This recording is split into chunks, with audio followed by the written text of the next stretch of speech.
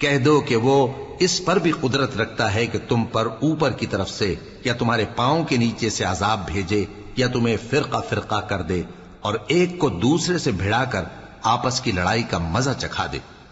دیکھو ہم اپنی آیتوں کو کس کس طرح بیان کرتے ہیں تاکہ یہ لوگ سمجھیں۔ اور اس قرآن کو تمہاری قوم نے جھٹلایا حالانکہ یہ سراسر حق ہے۔ کہہ دو کہ میں تمہارا داروغہ نہیں ہوں،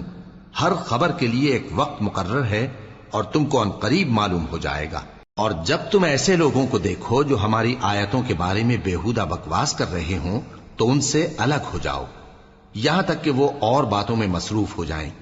اور اگر یہ بات شیطان تمہیں بھلا دے تو یاد آنے پر ظالم لوگوں کے ساتھ نہ بیٹھے رہو،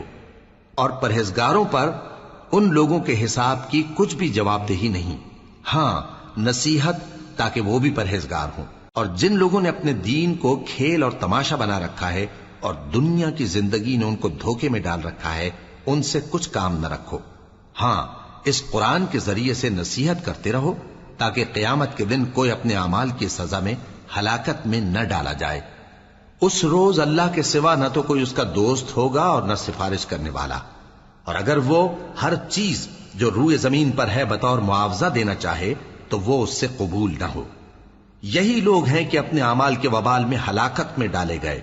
سو ان کے لیے پینے کو کھولتا ہوا پانی اور دکھ دینے والا عذاب ہے، اس لیے کہ کفر کرتے تھے۔ کہو کیا ہم اللہ کے سوا ایسی چیز کو پکاریں جو نہ ہمارا بھلا کر سکے نہ برا؟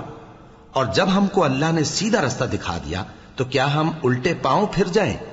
پھر تو ہماری ایسی مثال ہو جیسے کسی کو جنات نے جنگل میں بھلا دیا ہو اور وہ حیران ہو رہا ہو،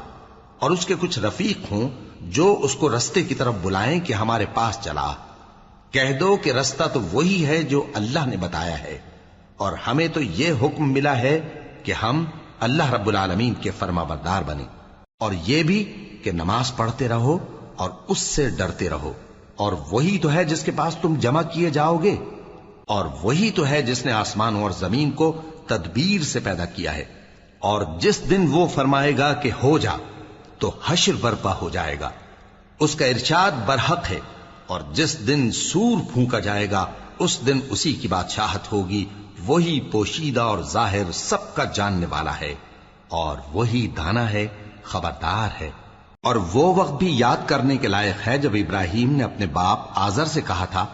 تم کیا بتوں کو معبود بناتے ہو؟ میں دیکھتا ہوں کہ تم اور تمہاری قوم کھلی گمراہی میں ہو۔